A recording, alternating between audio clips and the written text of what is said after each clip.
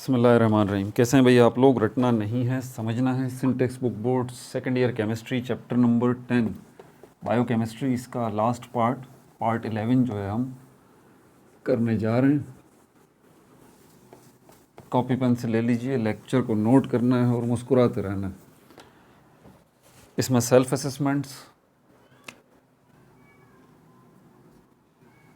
MCQs, short question answers, long question answers, ये सब अभी एक ही वीडियो के अंदर हो जाएंगे, क्योंकि इतने ज़्यादा इसमें मुश्किल नहीं है। और ये अल्हम्दुलिल्लाह अल्लाह की रहमत से ये कंप्लीट 10 चैप्टर आपकी सेकंड ईयर केमिस्ट्री के हो जाएंगे। फिर चैप्टर नंबर 11 की तरफ चलेंगे, इंडस्ट्रियल केमिस्ट्री। चलें, सेल्फ असेसमेंट नंबर 1 इसको देखते हैं। सेल्फ असेसमेंट नंबर 1, पहला सेल्फ असेसमेंट। जैसे कि हमेशा मैं करता हूँ कि सेल्फ असेसमेंट के ऊपर एक वीडियो अलग से ही सारे सेल्फ असेसमेंट आ जाते हैं। ठीक है भाई, तो ये सेल्फ असेसमेंट नंबर 1 जो है ये आपका कहाँ पर मौजूद है? बुक खोल लीजिए अपनी। ये मौजूद है पेज नंबर 221 पे। 221 पेज पे मौजूद है और उसमें क्या बोल रहा है? What is glycosidic linkage. Glycosidic linkage जो है ये क्या है, एक तो ये बताना है आपको। फिर कह रहा है draw the structure of maltose, और माल्टोज का स्ट्रक्चर भी ड्रॉ करना है। फिर बोल रहा है and show glycosidic linkage in it, और उसमें दिखाइए ग्लाइकोसाइडिक लिंकेज। मतलब 3 काम ये आपसे बोल रहा है। पहले तो ये पूछ रहा है कि भाई ग्लाइकोसाइडिक लिंकेज क्या है। वैसे वीडियो में एक्सप्लेनेशन में सारी ये कर चुका हूँ, आप देखेंगे तो। ड्रॉ द स्ट्रक्चर, फिर स्ट्रक्चर भी ड्रॉ करना है माल्टोज का। फिर उसमें ग्लाइकोसाइडिक लिंकेज यानी कि बॉन्ड, लिंकेज का मतलब ये है कि बॉन्ड, ये बता दीजिए। ठीक है, तो क्या कह रहा है इसके अंदर, क्या है? Glycosidic linkage. ग्लाइकोसाइडिक लिंकेज ये क्या है, ये बता दीजिए। अच्छा, कुछ बच्चे जो है ना, उनके दिमाग में ये बात होती है कि यार ये सेल्फ असेसमेंट है, इनसे तो कोई क्वेश्चन एग्ज़ाम में आएगा ही नहीं। ये एग्जाम्पल्स दी हुई है, इसमें से तो कोई एग्ज़ाम में आएगा ही नहीं। और जब इनमें से कुछ आ जाता है ना एग्ज़ाम में से, और आता है सेल्फ असेसमेंट में से भी, एग्जाम्पल्स में से भी जब कुछ आ जाता है ना, तो बच्चे बोल रहे होते हैं ये तो आउट ऑफ कोर्स आ गया। तो भाई कुछ भी आउट ऑफ कोर्स नहीं आया यार, आप सुनते नहीं है ना। प्रॉब्लम ये है, अगर आप ध्यान से बात सुने टीचर की तो फिर आपको समझ में भी आए कुछ भी आउट ऑफ कोर्स नहीं आता। आप छोड़ देते हैं, बोलते हैं ये आपके अपने ख्याल होते हैं। आप अपने ख्याल थोड़े छोड़ के टीचर की बात पे थोड़ा सा ध्यान दें, तो ऐसा नहीं होता। ठीक है, सेल्फ असेसमेंट जो है उनमें से भी क्वेश्चन बनते हैं आपके एग्ज़ाम के, और एग्जाम्पल्स में से भी क्वेश्चन आते हैं। स्ट्रक्चर ऑफ माल्टोज जो है ये बताना है आपने। और तीसरी चीज़ क्या, आपने शो करना है इसके अंदर ग्लाइकोसाइडिक लिंकेज। ठीक है भाई,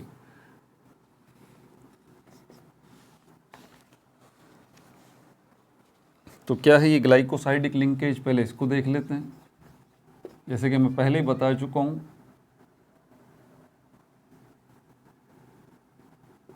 कि ये सारी चीज़ें मैं वीडियोस में एक्सप्लेन ऑलरेडी कर चुका हूँ। ठीक है, तो यहाँ पे तो बुलेट्स में बात करूँगा, सिर्फ टू द पॉइंट कि भाई ये क्या है, ग्लाइकोसाइडिक लिंकेज क्या है।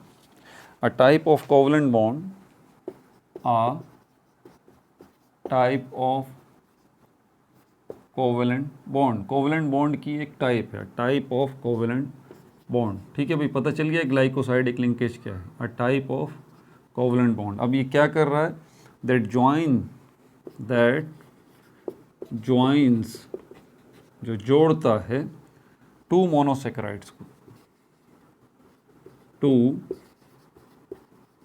मोनोसेक्राइड्स को। ठीक है भाई, टू द पॉइंट आपको पता चल गया। अब चलते हैं दूसरे नंबर पे, स्ट्रक्चर ऑफ माल्टोज। और फिर इस माल्टोज के स्ट्रक्चर के अंदर आपको ग्लाइकोसाइडिक लिंकेज बताना है। अब ज़रा सोचिएगा यहाँ पर, अगर ये ग्लाइकोसाइडिक लिंकेज या बॉन्ड, लिंकेज वर्ड अगर आपको परेशान कर रहा है ना, तो आप बॉन्ड लिख लें, कोई फ़र्क नहीं पड़ता। ग्लाइकोसाइडिक बॉन्ड बोल दें।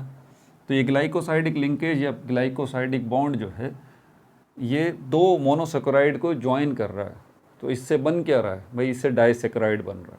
और माल्टोज जो है ये डाइसेकेराइड ही है, दो मोनोसेकेराइड से ये मिलके बनता है। ठीक है, इसका केमिकल फार्मूला जो है वो C12H22O11, ये इसका केमिकल फार्मूला है। लेकिन उसने केमिकल फार्मूला नहीं बोला हमसे बोला स्ट्रक्चर बनाइए। तो स्ट्रक्चर बना लेते हैं भाई। CH2 है, उसके साथ ये हाइड्रोक्साइल ग्रुप लगा हुआ है, इसके नीचे ये कार्बन है और फिर ये ऑक्सीजन है, फिर यहाँ पर ये कार्बन है, फिर यहाँ पे ये कार्बन है, फिर यहाँ पर ये कार्बन है, फिर यहाँ पर भी कार्बन है, ये बन गया। अब यहाँ पर इसके साथ भी OH बॉन्ड ग्रुप लगा हुआ है। ठीक है, इस वाले कार्बन के साथ भी, इस वाले कार्बन के साथ भी OH ग्रुप लगा हुआ है, इस वाले कार्बन के साथ भी OH ग्रुप लगा हुआ है। ठीक है, और ये वाला जो कार्बन है इसके साथ ये ऑक्सीजन है। ठीक है, और उसके साथ आगे फिर यही स्ट्रक्चर दोबारा बनेगा, दोबारा ही बनेगा। ये कार्बन, ये कार्बन, ये ऑक्सीजन और ये OH, उसके बाद फिर ये कार्बन और उसके बाद फिर ये कार्बन और ये बॉन्ड, और यहाँ पर ये OH इसके साथ बना हुआ है, यहाँ इसके साथ ये OH बना हुआ है। ठीक है, और यहाँ पर इस कार्बन के साथ क्या है, CH2OH। ये देख लीजिए, ये एक मोनोसेकेराइड है, ये दूसरा मोनोसेकेराइड है, ये दोनों जुड़ गए हैं। किस जगह पे जुड़े हैं, ये देखें, इस जगह पे ये जुड़े हैं। ठीक है, कौन से बॉन्ड है यहाँ पर, कोवलेंट बॉन्ड है। ठीक है, इस कोवलेंट बॉन्ड का कोई ख़ास नाम है जो इन दो मोनोसेकेराइड्स को जोड़ रहा है इस जगह पर जी। ये इस कोवलेंट बॉन्ड को हम कहते हैं ग्लाइकोसाइडिक लिंकेज। तो उसने बोला था ना कि बनाइए, ड्रॉ कीजिए और ये भी बताइए। तो ये रहा आपका ग्लाइकोसाइडिक लिंकेज या ग्लाइकोसाइडिक बॉन्ड, ग्लाइकोसाइडिक लिंकेज। ठीक है भाई, ये हमने बता दिया, शो भी कर दिया कि ये रहा। ये जो ऑक्सीजन नज़र आ रहा है ये असल में दोनों साइडों से इन दो मोनोसेकेराइड्स को जोड़ रहा है। ठीक है, पहला सेल्फ असेसमेंट हो गया। दूसरा सेल्फ असेसमेंट जो है वो देख लेते हैं।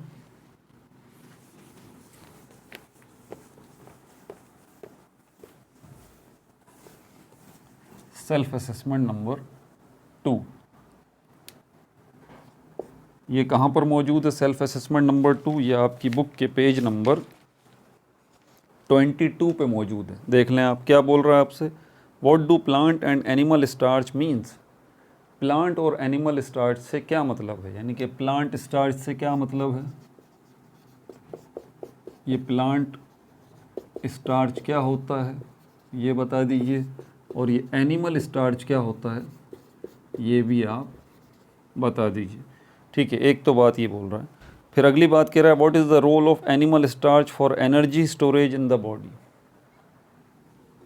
एनिमल स्टार्च जो है इसका क्या किरदार है, एनिमल स्टार्च जो है इसका क्या किरदार है energy storage point of view से। Energy storage point of view से ये सारी तफसीलात मैं ऑलरेडी अपनी वीडियोस में एक्सप्लेन कर चुका हूँ, मैं बार बार बता रहा हूँ। ठीक है, तो मैं अपनी बातों को रिपीट नहीं करूँगा, लेक्चर में सारी तफसीलात बता चुका हूँ। यहाँ तो टू द पॉइंट में बता दूँगा भाई ये है।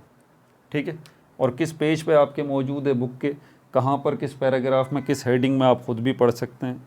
तो पहली बात, सबसे पहली जो बात है ना यहाँ पर, ये प्लांट स्टार्च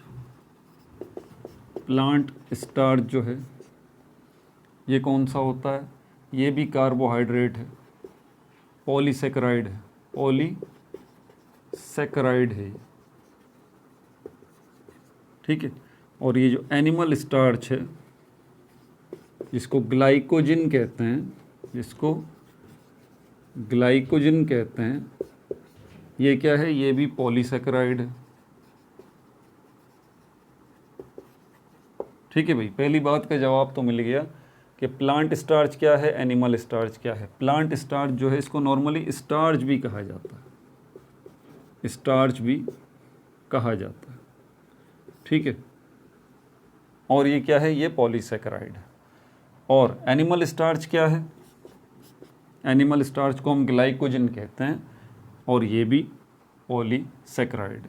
अब दूसरी बात जो बोल रहा है, इस एनिमल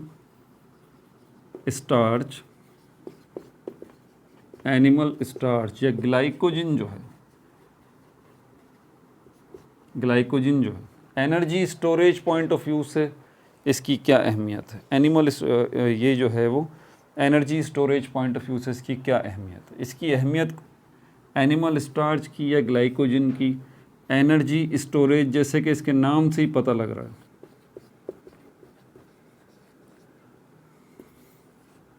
कि ये हमारी बॉडी के अंदर ग्लाइकोजन क्या है, ये रिज़र्व एनर्जी के मॉलिक्यूल हैं, ये रिज़र्व एनर्जी के पॉलीसेकेराइड्स हैं, ये स्टोर्ड एनर्जी के पॉलीसेकेराइड्स हैं, ये स्टोर्ड एनर्जी के कार्बोहाइड्रेट्स हैं। कौन से, ये ग्लाइकोजन या एनिमल स्टार्च। अब ये हमारी बॉडी में स्टोर्ड एनर्जी की शक्ल में कैसे आ गए, रिज़र्व एनर्जी की शक्ल में कैसे आ गए, वो ऐसे आ गए भाई कि पहले आप देखिए आपको एनर्जी दे कौन रहा है, ग्लूकोज के मॉलिक्यूल दे रहे हैं ना। जब एक्स्ट्रा ग्लूकोज आपकी बॉडी के अंदर जमा हो जाता है तो आपकी बॉडी के सेल्स जो हैं, देखें जब मैं कहता हूँ कि आपकी बॉडी के अंदर एक्स्ट्रा ग्लूकोज जमा हो रहा है तो समझ जाइए कि आपकी बॉडी सेल्स से मिलके बनी है। तो इसका मतलब ये हुआ कि आपकी बॉडी के सेल्स जो हैं वो ये काम कर रहे हैं, ठीक है।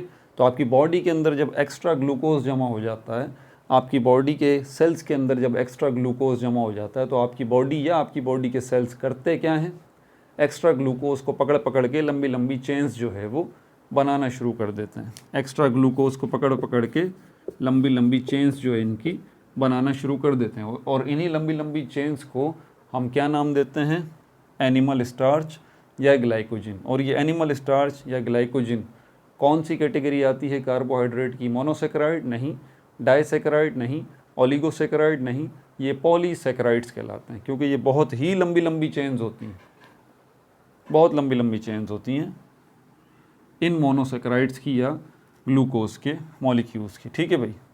तो energy storage point of view से ये वर्बली मैंने आपको बता दिया है। सेल्फ असेसमेंट नंबर 3 की तरफ चलें। अब आप चाहें तो ये जो मैंने बताई है अभी आपको सारी तफसील, इसको सुने। और क्योंकि देखें आप रट्टे वाले बच्चे तो नहीं हैं ना, आप तो माशाल्लाह इस चैनल पे मौजूद ही इसीलिए हैं क्योंकि आप समझने वाले हैं, रटना नहीं समझना है। तो आप तो मैंने जो भी एक्सप्लेनेशन दी है आप इसको आप सुन के समझ के अपने अल्फाजों में लिखने के काबिल हैं माशाल्लाह, ठीक है। तो ऐसी कोई परेशानी की बात नहीं, इसीलिए मैं जो इन्फॉर्मेशन देता हूँ वो भी बुलेट्स में देता हूँ। अब सेल्फ असेसमेंट नंबर 3 जो है, और ये वीडियोस के अंदर मैं अपना एक्सप्लेनेशन कर चुका हूँ, मैं बार बार ये बात बताता हूँ। आप में से जो भी बच्चे चाहे वो इंडिया से हों, पाकिस्तान से हों, ठीक है, मेंस का टेस्ट देने वाले हों, मेंस है, जी है, एडवांस है, एमडी कैट है, एनसीईआरटी है, ई कैट है, कोई सब ये टेस्ट जो आप देने के लिए जा रहे हैं, आप कामयाब हो सकते हैं अगर आप में एक हैबिट है तो, लेक्चर को नोट करने की हैबिट अगर आपके अंदर है तो मैं आपको अभी से बता सकता हूँ कि आप कामयाब हो जाएंगे, आप इन टेस्ट को क्वालिफाई कर लेंगे। और अगर आपके अंदर लेक्चर नोट करने की हैबिट नहीं है, पेन चलाते हुए आपको तकलीफ़ होती है, परेशानी होती है, तो रियली वेरी सॉरी, फिर आप या तो फिर वो महा जीनियस होंगे, extra ordinary 150 plus IQ level वाले, बस सुन के आप सब कुछ जहन में रख लेंगे, तो ये तो बहुत अच्छी बात है, इससे अच्छी और क्या बात होगी, ठीक है। लेकिन ऐसे लोग तो लाखों करोड़ों में एक आदि होते हैं भाई, कम से कम मैं तो नहीं हूँ। अब आगे चलते हैं। सेल्फ असेसमेंट नंबर 3, ये पेज नंबर 226 पे है, सेल्फ असेसमेंट नंबर 3 226। अब इसमें क्या बोल रहा है आपसे, haemoglobin, hormones and antibodies are categorised as proteins. सही बात है, हीमोग्लोबिन जो है वो क्या है, ये भी प्रोटीन की एक टाइप है, हार्मोन्स जो हैं ये क्या हैं, ये भी प्रोटीन की एक टाइप हैं, और एंटीबॉडीज़ क्या हैं, ये भी प्रोटीन की एक टाइप ही है। इनको हम अपनी वीडियो में तफसील से बात कर चुके हैं इनके ऊपर, ठीक है। What is the biological role of these proteins in human body? In proteins का इंसानी जिस्म के अंदर क्या बायोलॉजिकल किरदार है, तो ये तो हम सब वीडियोस के अंदर मैं लेक्चर दे चुका, सब तफसील से बता चुका। बुलेट्स में टू द पॉइंट जो है इनका हमारे पास क्या जवाब होगा अगर हमसे बोले कि ये हमारे पास जो है वो हीमोग्लोबिन है,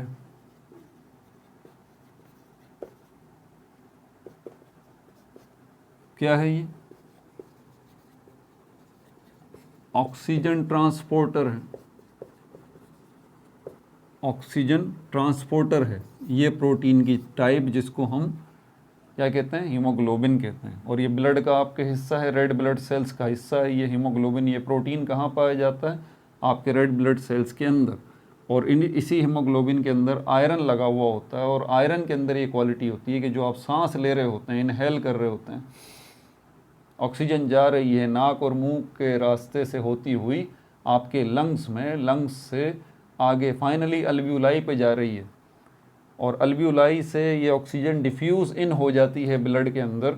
तो ब्लड के अंदर डिफ्यूज़ इन होने के बाद ये ऑक्सीजन वहाँ पर ब्लड के अंदर जो रेड ब्लड सेल्स हैं, और रेड ब्लड सेल्स के अंदर ये प्रोटीन जो हीमोग्लोबिन है, और इस हीमोग्लोबिन के अंदर जो आयरन लगा हुआ है, ये आयरन इस ऑक्सीजन को पकड़ लेगा ऐसे, जैसे आयरन को क्या कहते हैं? Fe। ये ऑक्सीजन को पकड़ लिया इसमें।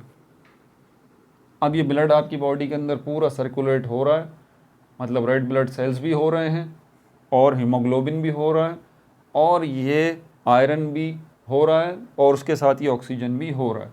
तो ऑक्सीजन की ट्रांसपोर्टेशन हो रही है। आगे जाके क्या होता है किरदार? वही कि ये ऑक्सीजन आपकी बॉडी के हर एक सेल तक पहुंचाने का काम यही होता है। सेल के पास से गुजरते हुए जब ये ब्लड जो है हमारी बॉडी के सेल्स के पास से ये ब्लड जब गुजर रहा होता है, तो फिर यहाँ से इस आयरन से ये ऑक्सीजन अलग हो जाता है, डिटैच हो जाता है, और कहाँ चला जाता है? सेल मेम्ब्रेन से गुजरते हुए आपके सेल के अंदर पहुँच जाता है, मतलब आपको ऑक्सीजन पहुँच गई। तो हीमोग्लोबिन इस प्रोटीन का काम यहाँ पर ये है। हार्मोन्स की अगर हम बात करते हैं, ये भी हमारे पास प्रोटीन की एक टाइप है। इनका बेसिकली काम होता है रेगुलेट करना। रेगुलेट करना किसको?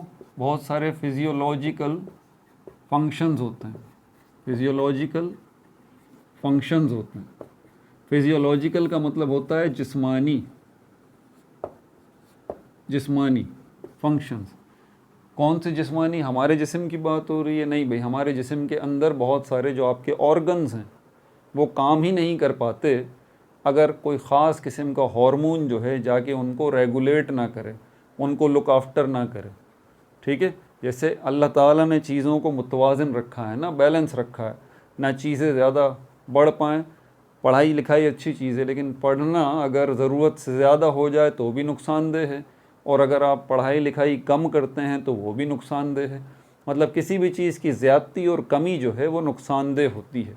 कोई भी काम अगर बहुत ज़्यादा मिकदार में हो रहा हो वो भी नुकसानदेह है, और अगर कम मिकदार में हो रहा हो वो भी नुकसानदेह। तो जितने आपकी जिस्म के अंदर ऑर्गन्स हैं वो काम जो कर रहे हैं, उनके काम को रेगुलेट करके रखना, बैलेंस करके रखना, कि भाई ना ज़्यादा हो जाए ना कम हो जाए, और सही तरीके से आया ये काम परफॉर्म हो रहे हैं या नहीं हो रहे, कोई गड़बड़ तो नहीं हो रही। तो ये रेगुलेट करने का काम,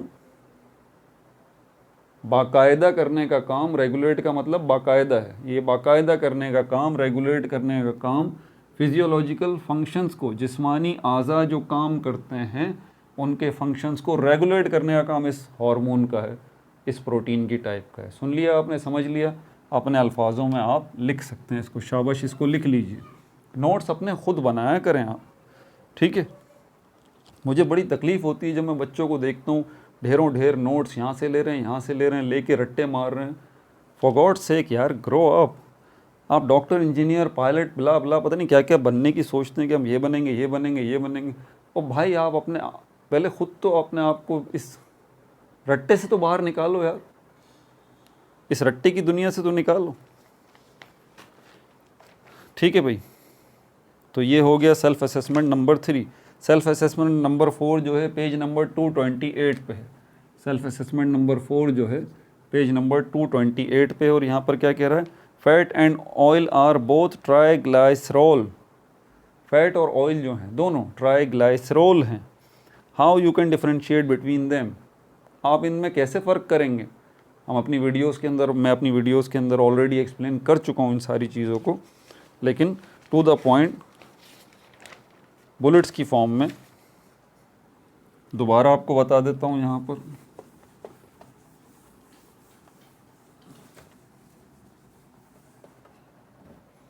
फैट हो या ऑयल हो, फैट हो या ऑयल हो, ये भी 3 fatty acids plus 1 glycerol plus R. ये आर क्या है? ये कार्बन चेन है। ऑयल को देखें तो ये भी 3 fatty acids, 3 fatty acids plus 1 glycerol plus R. मतलब सेम ही इनका स्ट्रक्चर जो है वो आपको नज़र आएगा। फैट्स के अंदर देखेंगे तो आपको जो है वो इसी तरह के 3 फैटी एसिड्स, 1 ग्लिसरॉल और उसके साथ ये कार्बन चेन जो है आपको नज़र आएगी आगे। अब ये आर जब भी आए ना, इसको समझ जाइए आप, इसका मतलब कार्बन चेन है, या सिंपली एक अकेला हाइड्रोजन भी हो सकता है। ये अकेला हाइड्रोजन भी आर को रिप्रेजेंट कर सकता है। हाँ, ये बात ज़हन में रखिएगा। तो बहरहाल in most of the cases ये आर जो है वो कार्बन चेन को रिप्रेजेंट कर रहा होता है। अब ये कार्बन चेन जो है वो एक कार्बन पे मुश्तमिल भी हो सकती है, 2 कार्बन, 3 कार्बन, 4 कार्बन, 5 कार्बन, टक टक टक टक टक, कितनी बड़ी चेन बन जाएगी। ठीक है। इसी तरह ये जो ऑयल है इसके अंदर भी ये आर है, तो यहाँ पर भी carbon carbon carbon carbon carbon. फ़र्क क्या है अब इसके अंदर? फ़र्क ये है भाई कि ये आपका ऑयल जो है इसके अंदर जो ये कार्बन की चेन है ये क्या है? अनसैचुरेटेड है। अनसैचुरेटेड, अनसैचुरेटेड का मतलब है डबल बॉन्ड या ट्रिपल बॉन्ड कहीं ना कहीं इस चेन के अंदर आपको नज़र आएगा। डबल बॉन्ड या कहीं ट्रिपल बॉन्ड आपको नज़र आएगा। अगर चेन के अंदर ऐसी बात है तो ये क्या कहलाएगा? अनसैचुरेटेड। अनसैचुरेटेड, ये है वो बुनियादी फ़र्क। तो ऑयल जो है इसकी जो कार्बन चेन है वो क्या है? अनसैचुरेटेड है। ऑयल की कार्बन चेन के अंदर डबल बॉन्ड और ट्रिपल बॉन्ड कहीं ना कहीं आपको मिलेगा। जबकि फ़ैट की अगर बात करें, इसकी जो चेन है कार्बन चेन वो सैचुरेटेड कहलाती है। वो सैचुरेटेड कहलाती है, मतलब सिर्फ सिंगल कोवलेंट बॉन्ड आपको नज़र आएगा, जैसे कि ये है सैचुरेटेड। तो ये है वो बुनियादी फ़र्क। सिंगल कोवलेंट बॉन्ड होने की वजह, यहाँ सिंगल को, बाकी देखें कोई भी फ़र्क नहीं है। और इसीलिए कहा 3 fatty acids, 3 fatty acids, 1 glycerol, 1 glycerol, एक कार्बन चेन, एक कार्बन चेन। फ़र्क कहाँ है भाई? फ़र्क इस जगह पर कि आपको फ़ैट्स के अंदर जो है वो सिंगल कोवलेंट बॉन्ड नज़र आएगा। इसीलिए फ़ैट्स को हम कहते हैं कि ये इसके अंदर जो फैटी एसिड्स हैं, इसमें जो चेन है फैटी एसिड चेन, ये सैचुरेटेड है। या ओवरऑल आप फ़ैट्स को भी सैचुरेटेड कह सकते हैं कि भाई ये फ़ैट्स जो हैं वो सैचुरेटेड हैं। घूम फिर के वही बात होगी कि जब हम कहेंगे फ़ैट्स सैचुरेटेड हैं तो मतलब फ़ैट्स के अंदर जो कार्बन चेन है वो सिंगल कोवलेंट बॉन्ड वाली। और जब हम ऑयल की बात करेंगे कि ऑयल अनसैचुरेटेड है तो इसका मतलब क्या है कि ऑयल के अंदर जो कार्बन चेन है उसके अंदर कहीं डबल बॉन्ड है, कहीं ट्रिपल बॉन्ड है। दोनों में से कोई एक पॉसिबिलिटी हो सकती है और दोनों भी हो सकते हैं। ठीक है। दूसरा फ़र्क, एक तो फ़र्क ये आपको पता लग गया, डिफरेंसेस ही पूछ रहा है ना आपसे। दूसरा फ़र्क यहाँ पर वो बड़ा आसान है, वो तो आपको पता ही होगा, सभी को पता है कि ये फ़ैट जिसको हम चर्बी कहते हैं ये सॉलिड है, और ये ऑयल जो है, सॉलिड कहना खैर फ़ैट को या चर्बी को गलत होता है, ये नॉर्मली सेमी सॉलिड होती है। सेमी सॉलिड मतलब ऐसे सॉलिड जो बड़े सॉफ्ट होते हैं। तो ये चर्बी है, सॉलिड है या सेमी सॉलिड है, जबकि ऑयल जो है ये लिक्विड होते हैं रूम टेम्परेचर पर। ठीक है भाई, ये भी डिफरेंसेस पता चल गए, चारों सेल्फ असेसमेंट हो गए। अब MCQs आ जाइए।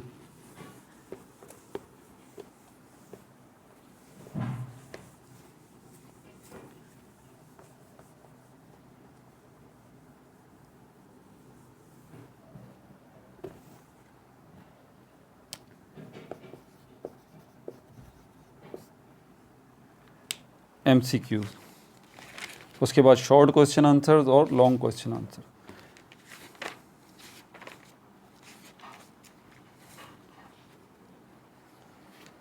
अच्छा, पहला जो यहाँ पर MCQs है, क्योंकि MCQs समझ लीजिए वो आपसे पूछ क्या रहा है, ठीक है, क्योंकि सबसे मुश्किल काम सवाल को समझना है।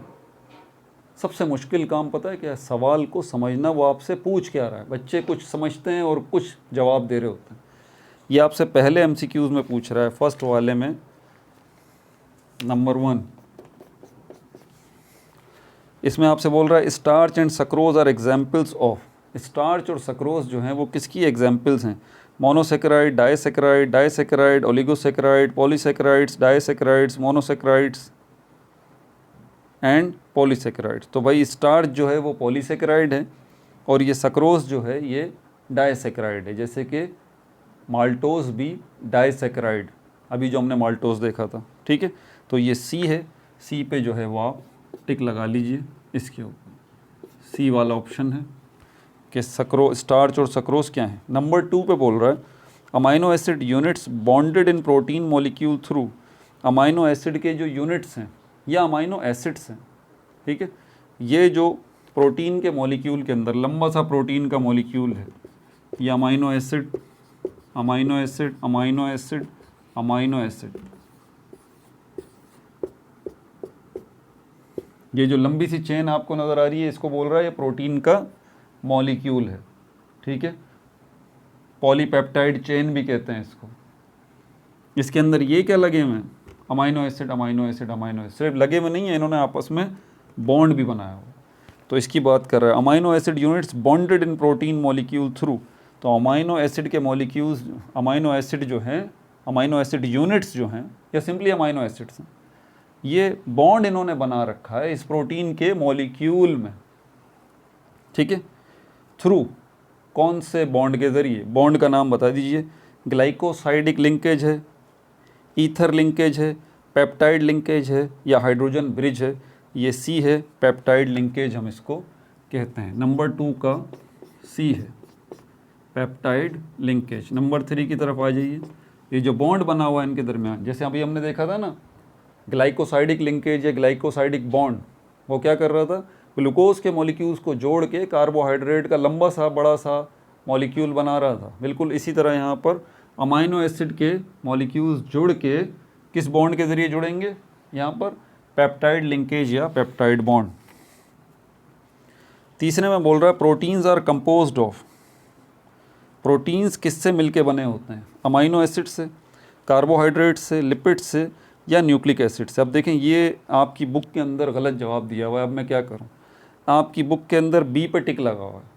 मेरे पास जो बुक है ना, मैंने तो बी ही देखा है, गलती नहीं होनी चाहिए, अल्लाह ना करे कि गलती हो, ठीक है, बहरहाल इंसान है भाई। तो मैंने देखा है, दोबारा चेक कर लेता हूँ दोबारा। ये आपकी बुक के लास्ट में MCQs दिए हुए हैं ना, पेज नंबर 10, ओ सॉरी चैप्टर नंबर 10 के MCQs मेरे सामने आ गए। और तीसरा MCQs है ना, तीसरा MCQs ये देखें, यहाँ बी इन्होंने बता रखा है और बच्चों ने ये बी पर ही टिक लगा रखा होगा, जबकि ये कतन गलत है। प्रोटीन्स जो हैं वो कार्बोहाइड्रेट से मिलके नहीं बनते। अभी हमने देखा है प्रोटीन्स की चेन किससे मिलके बनती है? अमाइनो एसिड से। तो भाई ये गलत है, इसमें ए जो है वो होगा, बी नहीं होगा। ये करेक्शन कर लीजिएगा। जिन बच्चों ने बुक से निशान लगाए या आपके पास नोट्स भी हैं एकेडमी के, सेंटर्स के, ठीक है, टीचर्स ने दिए हैं, आंखें खोलें। आप छोटे बच्चे नहीं हैं, अपना फ्यूचर आप खुद बनाएंगे। जो कुछ भी आपको मिलता है पागलों की तरह उस पर यकीन मत किया करें, खुद थोड़ा अपना दिमाग का भी इस्तेमाल करें। देखें ज़रा, नोट्स को चेक करें, ठीक है। तो यहाँ पर ये है। अच्छा, उसके बाद नंबर 4 जो है, इसमें क्या बात कर रहा है? अ condensation polymer of amino acid is. Amino acid, a condensation polymer of amino acid. देखें अब उल्टी बात कर रहा है घुमा के। पहले ये बोल रहा था कि भाई ये प्रोटीन का मॉलिक्यूल है, इसके अंदर जो यूनिट्स हैं वो क्या हैं? अमाइनो एसिड हैं, ठीक है। अब यहाँ पर दूसरी बात कर रहा है कि ये कंडेंसेशन पॉलीमर जो है, कंडेंसेशन पॉलीमर, इसका क्या मतलब हुआ? कंडेंसेशन पॉलीमर का, कंडेंसेशन आपको पता है एक केमिकल रिएक्शन का नाम, ठीक है। एवापोरेशन पता है ना क्या होता है? वाटर जो है वो एवापोरेट हो जाता है, हवा में उड़ जाता है। कंडेंसेशन क्या है? ये वाटर जो हवा में उड़ गया ना, वाटर वेपर्स में, वेपर्स का दोबारा लिक्विड वाटर बनना। ये तो आम फहम डेफिनेशन है कंडेंसेशन की। वेपर्स का, वाटर वेपर्स का या किसी भी चीज़ के वेपर्स का दोबारा लिक्विड फॉर्म में कन्वर्ट होना, ये कंडेंसेशन कहलाता है। ठीक है। यहाँ पर बायोकेमिस्ट्री के अंदर जो कंडेंसेशन का वर्ड आता है ना, इसका मतलब सिर्फ इतना सा होता है कि जब भी दो कोई यूनिट मिलेंगे, जुड़ेंगे आपस में, चाहे वो ग्लूकोज और ग्लूकोज का मॉलिक्यूल मिलके डाइसैकेराइड बनाएंगे, तो एक साइड से हाइड्रोजन निकलेगा, दूसरी साइड से OH निकलेगा, ये मिलेंगे आपस में और उसके नतीजे में बनेगा H2O। इसी तरह यहाँ पर ये ग्लूकोज की बात हो रही है, ये कार्बोहाइड्रेट की बात हो रही है। कार्बोहाइड्रेट की कौन सी टाइप? डाइसैकेराइड, अभी मैंने आपको दिखा। तो जब भी मोनोसैकेराइड दो मोनोसैकेराइड जुड़ेंगे, क्या होगा? बॉन्ड बनेगा और वाटर का मॉलिक्यूल रिलीज होगा। और कैसे रिलीज होगा कि एक से हाइड्रोजन निकलेगा तो दूसरे से OH निकलेगा, दोनों जुड़ेंगे, वाटर का मॉलिक्यूल बन गया। ये कंडेंसेशन का प्रोसेस हो गया और ये इसके नतीजे में बॉन्ड भी बन गया और ये दो यूनिट मिलके इन्होंने छोटी सी चेन बना ली है। क्योंकि ये चेन जो है वो कार्बोहाइड्रेट की है, इसीलिए हम इसको कहेंगे डाइसैकेराइड, दो हैं। अब यहाँ प्रोटीन की अगर हम बात करें तो यहाँ पर भी देखें आप, ये अमाइनो एसिड बॉन्ड बना हुआ है इनके अंदर, पेप्टाइड लिंकेज या पेप्टाइड बॉन्ड। तो जब ये बॉन्ड बना होगा, यहाँ पर भी क्या होगा? एक तरफ से हाइड्रोजन निकलेगा, दूसरी तरफ से OH निकलेगा, ये मिलेंगे आपस में और H2O बनेगा। मतलब दो यूनिट जब भी मिलते हैं आपस में, बॉन्ड बनाते हैं, यही काम यहाँ पर भी होगा, यही काम यहाँ पर भी होगा। दो यूनिट या दो मोनोमर जब जुड़ते हैं तो कंडेंसेशन का प्रोसेस होता है, बॉन्ड भी बनता है और वाटर का मॉलिक्यूल रिलीज भी होता है और उसके नतीजे में क्या बनता है? ये लंबी सी चेन बनती है और इस लंबी सी चेन को हम क्या नाम देते हैं? पॉलीमर का नाम देते हैं। क्या नाम देते हैं? पॉलीमर का। और ये पॉलीमर या लंबी सी चेन जो बनी है, किस प्रोसेस की मदद से बनी है? कंडेंसेशन प्रोसेस की मदद से। इसीलिए हम इसको कह रहे हैं कंडेंसेशन पॉलीमर। कंडेंसेशन पॉलीमर हम इसको कह रहे हैं। तो यहाँ पर अब यही वो बात कर रहा है, अ condensation polymer of amino acid. Amino acids का जो कंडेंसेशन पॉलीमर है, पॉलीमर मतलब लंबी चेन। तो अमाइनो एसिड्स का जो कंडेंसेशन पॉलीमर है उसको क्या कहते हैं? प्रोटीन कहते हैं, लिपिड्स कहते हैं, स्टार्च कहते हैं, ग्लाइकोजन कहते हैं, प्रोटीन कहते हैं। ए है भाई, इस पर टिक लगा लीजिए, ये ए है। क्योंकि लिपिड्स का जो कंडेंसेशन पॉलीमर है,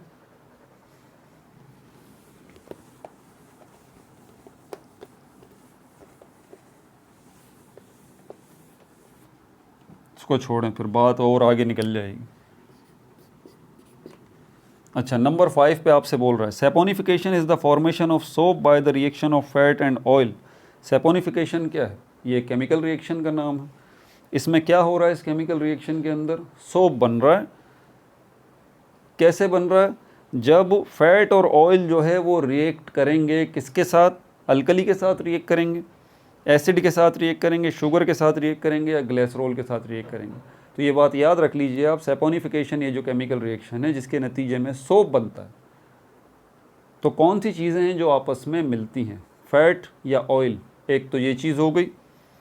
दूसरी चीज़ जो है वो अल्कली होती है। तो अल्कली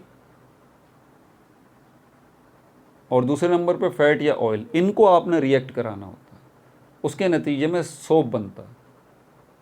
समझ आ गई बात?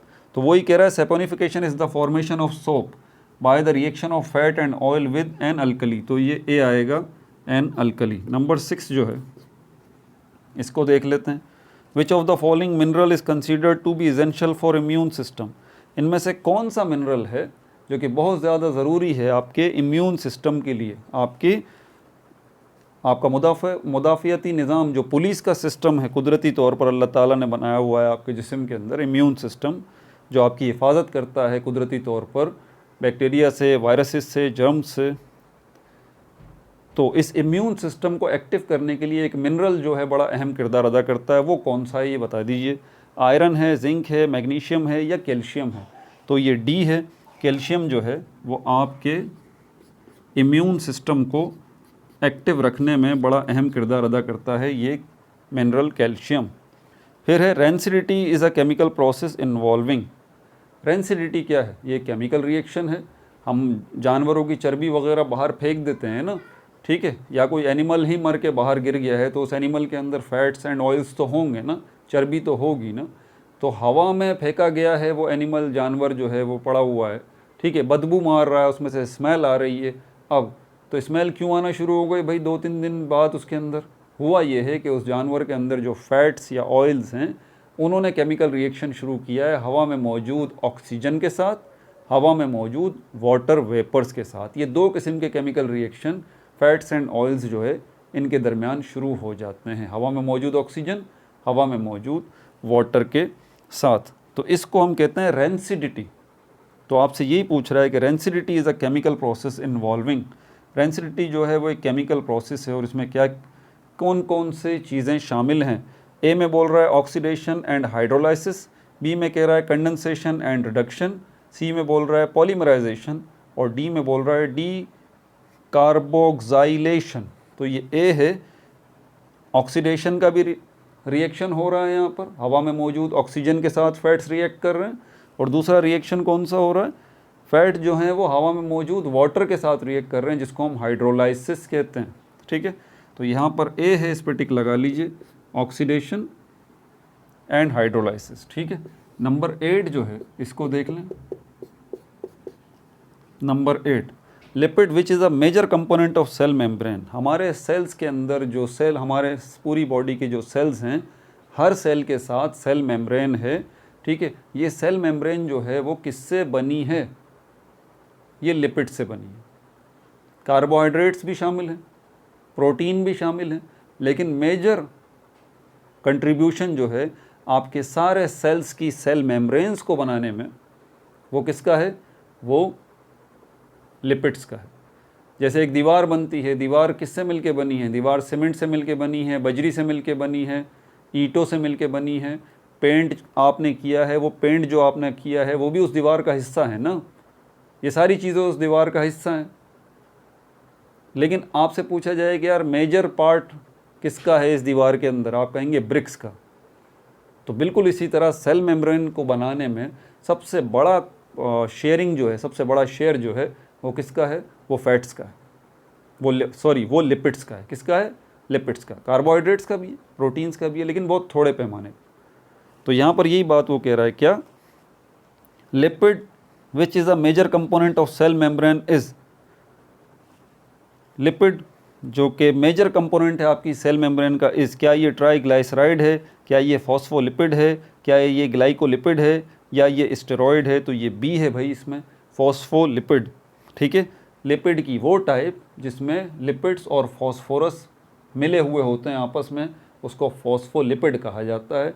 और इसी लिपिड्स की मदद से ये सेल मेम्ब्रेन जो है वो बनती है। तो बी जो है फॉस्फोलिपिड, इस पर आप टिक लगा लीजिए। नंबर 9 पे बोल रहा है total number of alpha amino acids are. ये तो याद करने वाली बात है कि amino acids, alpha amino acids जो है ना, कितनी किस्मों के हैं? आसान लफ्ज़ों में आपसे ये बात वो पूछ रहा है। वही अमाइनो एसिड्स जो आपस में मिलते हैं और प्रोटीन के मॉलिक्यूल की लंबी लंबी चेन्स बनती हैं। ये अमाइनो एसिड्स कितनी किस्मों के हैं? 22 किस्मों के हैं। और इन्हीं अमाइनो एसिड्स को एक और नाम दिया जाता है alpha amino acids. Alpha amino acids, समझ में आ गई बात? अब ये अल्फ़ा अमाइनो एसिड और बीटा अमाइनो एसिड, ये अल्फ़ा बीटा क्या है भाई? ये नोमेनक्लेचर मैंने पढ़ाए हैं, उनके अंदर क्लियरली ये अल्फ़ा कब आता है, बीटा कब आता है, पिछली वीडियोस के अंदर। तो ये अभी हमारा खैर टॉपिक भी नहीं है। तो ये बी जो है 22 किस्म के बेसिक अमाइनो एसिड्स हैं, बी पर टिक लगा लीजिए। नंबर 10 जो है इसमें कह रहा है sugar molecules are classified as. Sugar के मॉलिक्यूल्स जो हैं उनको किस क्लास में रखा जाता है? क्या फैट्स में रखा जाता है शुगर के मॉलिक्यूल्स को, प्रोटीन्स में रखा जाता है, कार्बोहाइड्रेट्स में, या लिपिड्स में? तो ये सी है, कार्बोहाइड्रेट्स में इनको रखा जाता है। Short question answers, short questions, तकरीबन सारे शॉर्ट क्वेश्चन मैं वीडियोस में एक्सप्लेन कर चुका हूँ, इसीलिए मैं इनको पढ़ूंगा और टू द पॉइंट आपको बता दूंगा, ठीक है, क्योंकि ये सब जो है वो मैं बता चुका हूँ। Mention the 3 main functions of lipids, lipids के 3 जो है वो बुनियादी फंक्शन आप बता दीजिए। ये अगर आप देखना चाहते हैं तो पेज नंबर 230 के ऊपर जो है, देखें जब आपसे काम पूछा जाता है ना लिपिड्स का, तो इनडायरेक्ट वे में आपसे इम्पोर्टेंस पूछी जाती है। तो ये पेज नंबर 230 पे 3 मेन फंक्शंस लिपिड्स के जो है वो लिखे हुए हैं। यहाँ पे बुलेट्स में बता देता हूँ आपको। लिपिड्स का एक काम तो स्टोर्ड एनर्जी, दूसरा काम जो है वो मेन फंक्शन लिपिड का मेंटेन टेम्परेचर, आपकी बॉडी के टेम्परेचर को मेंटेन करने का काम भी लिपिड्स का होता है। और तीसरा अभी बताया है मैंने, लिपिड्स का क्या हो रहा है इससे, मेकिंग सेल मेम्ब्रेन, आपकी बॉडी की जितने सेल्स हैं उनकी जो सेल मेम्ब्रेन है वो ये लिपिड्स ही बनाते हैं। और लिपिड्स की कौन सी टाइप होती है, भूल गए, याद है, फॉस्फोलिपिड, ठीक है भाई। अच्छा, क्वेश्चन नंबर 2 देख लेते हैं इसका, शॉर्ट क्वेश्चन आंसर्स का।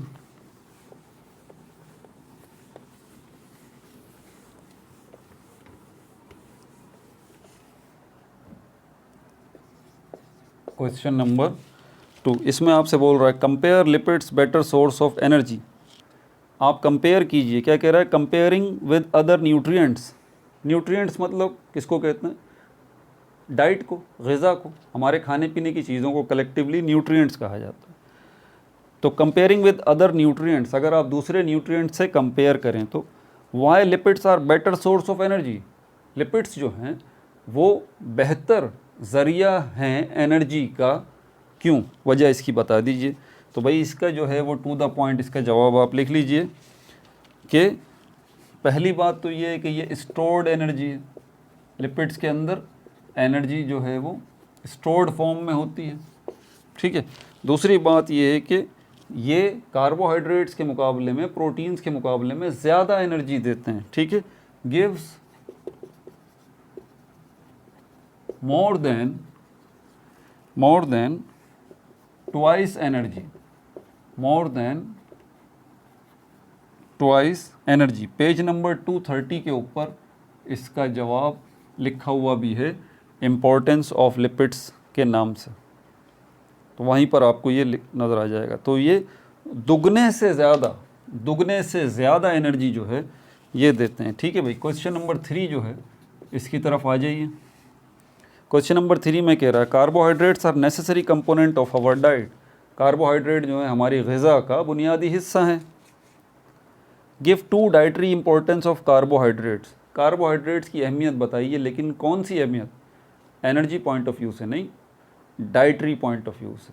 आपकी ग़िज़ा का वो हिस्सा जो कि कार्बोहाइड्रेट तो हैं लेकिन डाइजेस्ट नहीं होते, जैसे आप खाते हैं वैसे ही आपके जिस्म से वो बाहर निकल जाते हैं, वो आपके डाइजेस्ट नहीं होते लेकिन हैं वो कार्बोहाइड्रेट ही। अब वो हैं क्या, डाइटरी फाइबर्स, या फिर उनको फाइबर नॉर्मली कहा जाता है। तो ये दो अहमियत बता रहा है डाइटरी की, टू इम्पोर्टेंस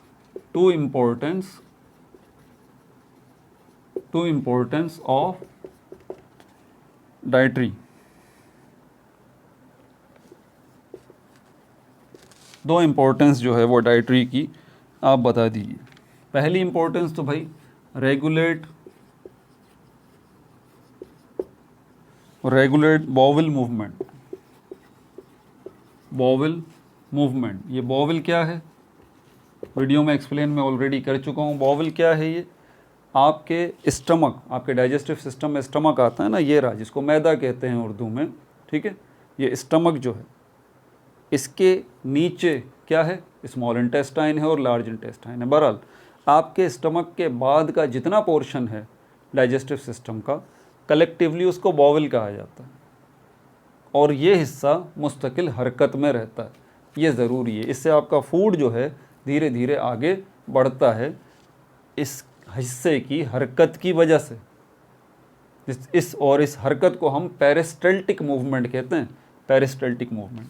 तो ये हरकत अगर प्रॉपर तरीके से नहीं होगी, इस हरकत की रफ्तार अगर बढ़ जाए तो भी मुसीबत है, अगर इसकी रफ्तार घट जाए तो भी मुसीबत है। तो इस बॉवल की जो मूवमेंट है वो बैलेंस रहनी चाहिए, और इस चीज़ को रेगुलेट कौन करता है, इंश्योर कौन करता है, कौन इसको प्रॉपरली रेगुलेट करके रखता है इस हरकत को, वो आपके खाने के अंदर वो कार्बोहाइड्रेट जो कि डाइजेस्ट नहीं होते, जिनको हम डाइटरी फाइबर कहते हैं या सिंपली फाइबर कहते हैं या फिर डाइटरी कहते हैं, ये वो करते हैं।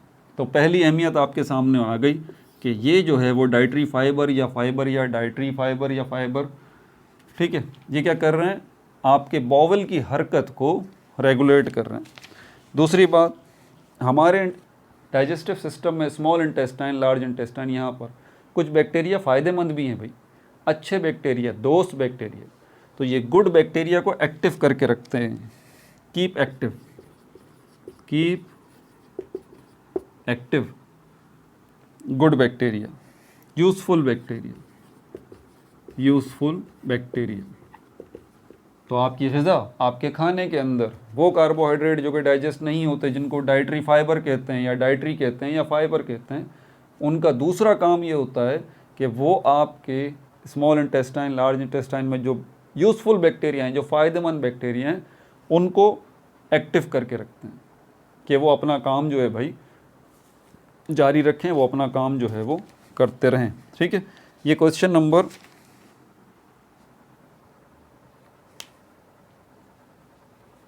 3B हो गया। क्वेश्चन नंबर 4 जो है इसको भी देख लीजिए। क्वेश्चन नंबर 4, ये मैं अभी एक्सप्लेन आपको कर चुका हूँ। What is saponification?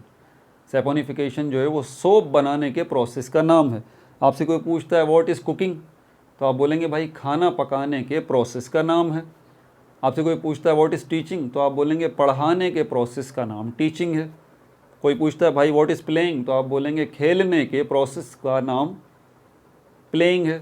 तो इसी तरह सोप बनाने का, सोप मेकिंग का जो प्रोसेस है, इसको हम कहते हैं सोपेनिफिकेशन। ठीक है, गिव द रिएक्शन, इसका आप रिएक्शन दे दीजिए कि भाई इसमें हो क्या रहा है। तो नोट कर लीजिए, वीडियो में ऑलरेडी मैं इसको एक्सप्लेन कर चुका हूँ, बुलेट्स में सिर्फ जल्दी जल्दी आप ये नोट कर लें। अच्छा, इससे पहले वाला ये क्वेश्चन नंबर 3 जो मैंने डाइटरी फाइबर का बताया आपको, ये पेज नंबर 221 पे भी मौजूद है, आप खुद भी देख सकते हैं, मैंने वीडियो में भी एक्सप्लेन किया। सेपोनिफिकेशन वाला टॉपिक आपको देखना है तो पेज नंबर 229 पे मौजूद है वो आपकी बुक में, और इसको मैंने वीडियो में भी तफसील से एक्सप्लेन ऑलरेडी कर चुका हूँ। तो ये क्या है हमारे पास, saponification process of making soap. इसमें क्या होता है, hydrolysis, hydrolysis of fats, then react with alkali, then react with alkali to form salt,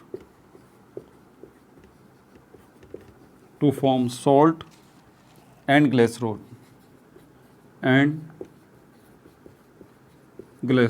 अब आपका दिमाग पक गया होगा, पता नहीं क्या लिखा है भाई, टेंशन नहीं लें। हाइड्रोलाइसिस ऑफ फैट्स मतलब सबसे पहले फैट्स आप लेंगे, चर्बी लेंगे, उसको पानी के साथ रिएक्ट कराएंगे। हाइड्रोलाइसिस पानी के साथ रिएक्ट कराएंगे। जब ये रिएक्शन हो जाएगा तो अब आपने इनको किसके साथ रिएक्ट कराना है, देन रिएक्ट विद अल्कली।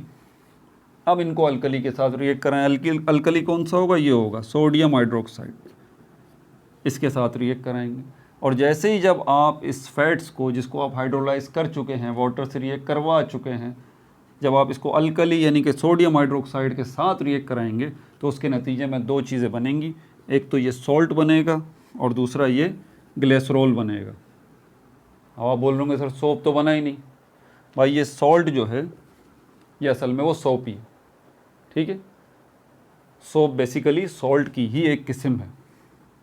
ठीक है, तो ये दो चीज़ें बन जाएंगी। एक तो उसने बोला रिएक्शन दे दीजिए, ये रिएक्शन जो है हमने दे दिया है सेपोनिफिकेशन का।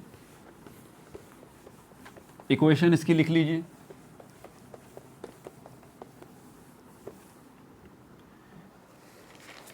इक्वेशन इसकी लिख लीजिए। ये रहा आपके सामने फैट्स, मैंने बोला ना फैट्स रिएक्ट करेगा। अच्छा, हाइड्रोलाइसिस को यहाँ पर रिएक्शन में शो नहीं किया जाएगा। पहले फैट्स देख लें, CH2 CH और CH2, यहाँ पर भी ऑक्सीजन, यहाँ पर भी ऑक्सीजन, यहाँ पर भी ऑक्सीजन। यहाँ पर क्या मौजूद है, कार्बन डबल बॉन्ड ऑक्सीजन, और यहाँ पर ये R, और यहाँ पर भी ये R, और यहाँ पर भी ये R। याद है ना, इसको हम कहते हैं, ये क्या है, ये फैट है। और फैट है तो इसका मतलब ये ट्राइग्लाइसराइड है, ट्राइग्लाइसराइड। 3 फैटी एसिड्स ये रहे, तीनों फैटी एसिड्स, और ये रहा एक ग्लिसरॉल का मॉलिक्यूल, 1 ग्लिसरॉल 3 फैटी एसिड्स। ठीक है भाई, हाइड्रोलाइसिस हो गया। अब इसको अल्कली के साथ रिएक्ट कराएंगे। 3 मॉलिक्यूल जो हैं सोडियम हाइड्रोक्साइड के हैं, अब ये आपस में रिएक्ट करेंगे, उसके नतीजे में सॉल्ट बनेगा प्लस ग्लिसरॉल बनेगा, प्लस ग्लिसरॉल बनेगा। सॉल्ट क्या है, ये सॉल्ट, ये देखें सॉल्ट की शक्ल कैसी होगी, ये बनेगा इस तरह का 3R-COONA, ये बन गया सॉल्ट। और ये सॉल्ट बेसिकली क्या है, ये सोप है, ये रहा 3R-COONA। और ये ग्लिसरॉल जो है, इसको भी बना देता हूँ। ग्लिसरॉल इस तरह से बनता है CH2 CH CH2, और ये इसके साथ OH OH OH। ठीक है भाई, तो ये आपका फैट आ गया, ट्राइग्लाइसराइड आ गया, इसके साथ ये ग्लिसरॉल आ गया, 3 फैटी एसिड्स आ गए। ये एक ही ग्लिसरॉल है, याद रखिए, 3 फैटी एसिड्स आ गए। ये अल्कली यानी कि सोडियम हाइड्रोक्साइड आ गया, हाइड्रोलाइसिस हो चुका, अल्कली के साथ रिएक्शन हो चुका, सॉल्ट बन गया जो कि बेसिकली सोप है, और वो ये रहा 3R-COONA, और उसके बाद ये ग्लिसरॉल का मॉलिक्यूल। अच्छा, 3 एसेंशियल फंक्शंस जो है, ये कौन सा क्वेश्चन हो गया है, ये क्वेश्चन नंबर 4 हो चुका है। क्वेश्चन नंबर 5 अब देख लेते हैं।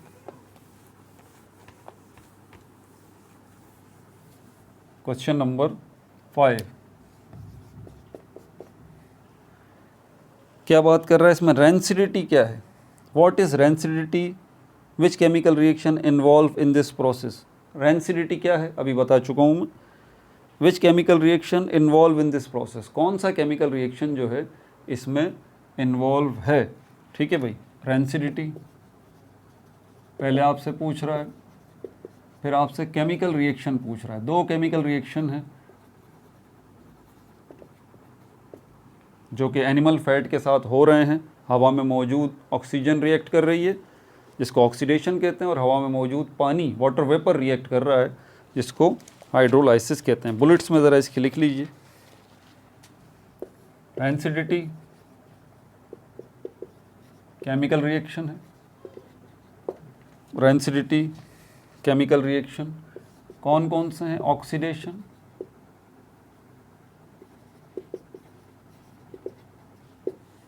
Oxidation and hydrolysis,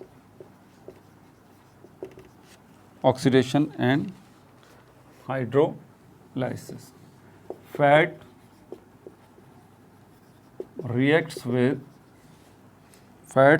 with water and oxygen and produce unpleasant smell, बदबू जो है वो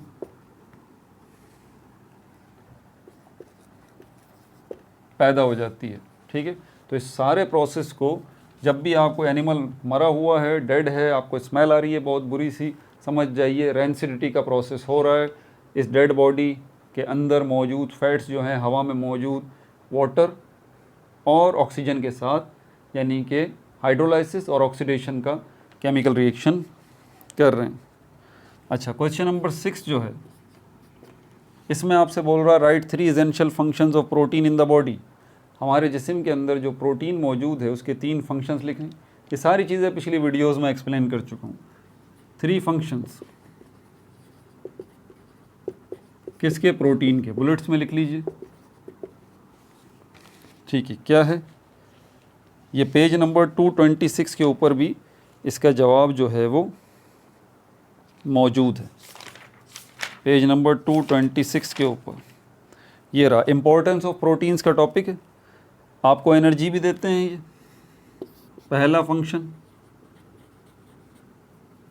एनर्जी देते हैं प्रोटीन्स जो है, ठीक है। इसके अलावा जो है वो ट्रांसपोर्ट ऑक्सीजन का काम भी ये करते हैं, ट्रांसपोर्ट ऑक्सीजन का हीमोग्लोबिन के ज़रिए।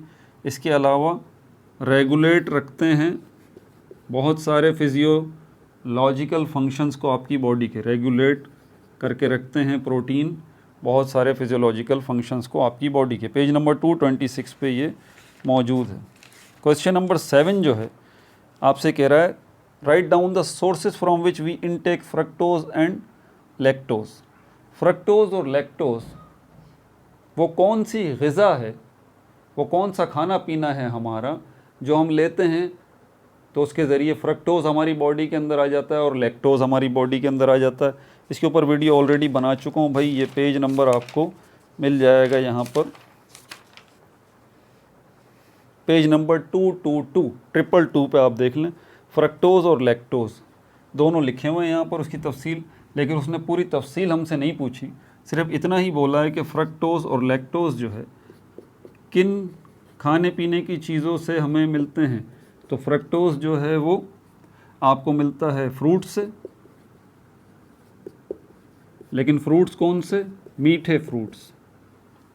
फ्रूट्स जो मीठे होते हैं ना, उसके पीछे वजह ही ये होती है कि उन फ्रूट्स के अंदर फ्रक्टोज़ मौजूद है। सबसे स्वीटेस्ट जो ग्लूकोज है, सबसे स्वीटेस्ट जो शुगर है ना, सब शुगर्स में से गैलेक्टोज, लैक्टोज, सक्रोज, ग्लूकोज, इन सब में सबसे जो स्वीटेस्ट है शुगर, कार्बोहाइड्रेट, वो आपका ये फ्रक्टोज है। तो वो फ्रूट्स जो मीठे हैं उनके अंदर से आपको मिलेगा, सोर्सेस पूछिए ना उसने। और दूसरा हनी, शहद जो है, इसके अंदर भी फ्रक्टोज जो है वो होता है।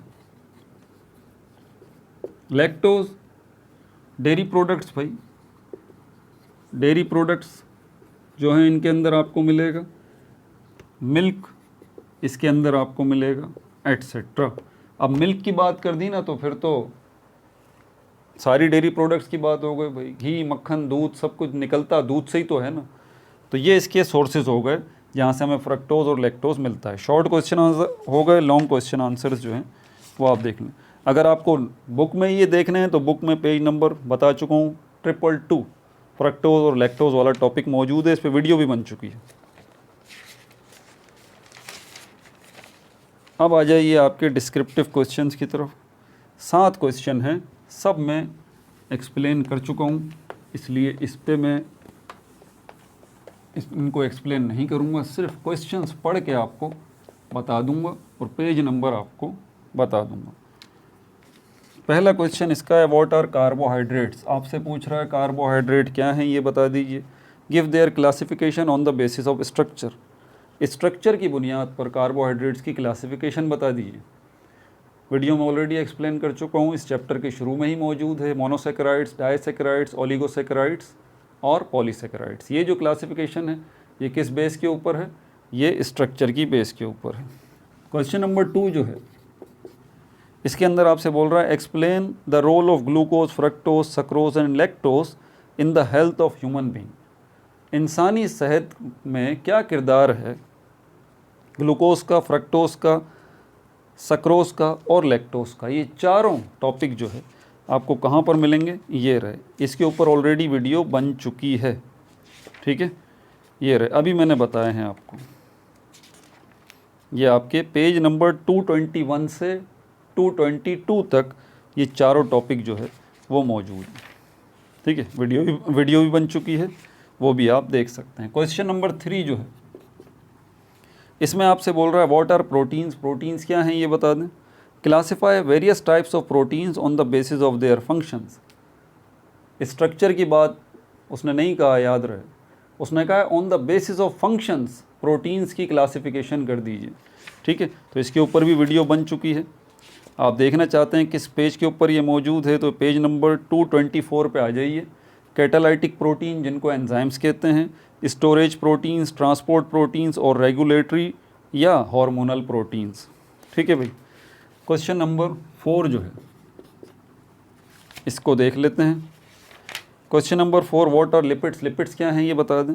Give their classification, properties and biological significance, इनकी क्लासिफिकेशन भी करके बताइए, इनकी जो है वो प्रॉपर्टीज़ भी बताइए और बायोलॉजिकल सिग्निफिकेंस भी बताइए। तो ये भी वीडियो के अंदर मैं सारा एक्सप्लेन कर चुका हूँ। क्वेश्चन नंबर 5 देखें। How can you explain primary, secondary, tertiary structure of proteins, इसके ऊपर भी ऑलरेडी वीडियो बन चुकी है। प्राइमरी प्रोटीन क्या है, सेकेंडरी कौन से हैं, टर्चरी कौन से हैं। ठीक है। और उसके बाद क्वेश्चन नंबर 6 जो है इसके अंदर बोल रहा है describe physical properties of proteins, proteins की फ़िज़िकल प्रॉपर्टीज़ जो है वो बता दीजिए। तो इसके ऊपर भी इसको भी मैं एक्सप्लेन वीडियो में कर चुका हूँ अपनी।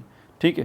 फिर क्वेश्चन नंबर 7 जो है ये आपसे बोल रहा है why minerals are essential for our health, हमारी सेहत में मिनरल्स इतने अहम क्यों हैं। इस क्यों का जवाब आपको वीडियो में मिल जाएगा, इसके ऊपर ऑलरेडी वीडियो में बना चुका हूँ, बल्कि इससे पिछले वाली वीडियो जो है ये पार्ट 11 है, पार्ट 10 मिनरल्स के ऊपर ही बनी हुई है और इसका लिंक हो सकता है आपको वीडियो के लास्ट में मिल भी जाए। ठीक है। तो और भी कुछ पूछ रहा है आपसे, give the biological significance of calcium, iron, zinc and phosphorus, सारी तफसील बताइए इसकी, पिछले पार्ट में सारी तफसील बता चुका हूँ। ठीक है भाई। अल्लाह की रहमत से चैप्टर नंबर 1, 2, 3, 4, 5, 6, 7, 8, 9, 10 चैप्टर्स आज की डेट में कंप्लीट हो गए मुकम्मल। सारे सेल्फ असेसमेंट, सारे MCQs, सारे short question answers, long question answers, हर एक टॉपिक के ऊपर जो है वो लेक्चर मौजूद है। ठीक है, आप देख सकते हैं। अगली वीडियो में हम चैप्टर नंबर 11 इंडस्ट्रियल केमिस्ट्री जो है वो शुरू करेंगे। साथ साथ ये भी बता दूं कि जो है वो जब ये सेकंड ईयर केमिस्ट्री ख़त्म हो जाएगी तो फर्स्ट ईयर केमिस्ट्री के 2-3 चैप्टर रह गए हैं एक्सप्लेन करने के लिए, उन पे वीडियोस बनाऊंगा मैं। और उसके बाद सेकंड ईयर केमिस्ट्री की, सेकंड ईयर फिज़िक्स की आपकी न्यू बुक आएगी इस साल, आपको पता होना चाहिए 2024 में जी। और आपको पता है पहले PDF की शक्ल में ही आती है, तो उसके लिए ज़रा रेडी रहिएगा। सेकंड ईयर फिज़िक्स पे इंशाल्लाह वीडियोस बनेंगी और सेकंड ईयर फिज़िक्स पे ही सिर्फ वीडियोस बनेंगी पूरा साल। अपना बहुत ज़्यादा ख्याल रखिएगा। No like no subscribe only share.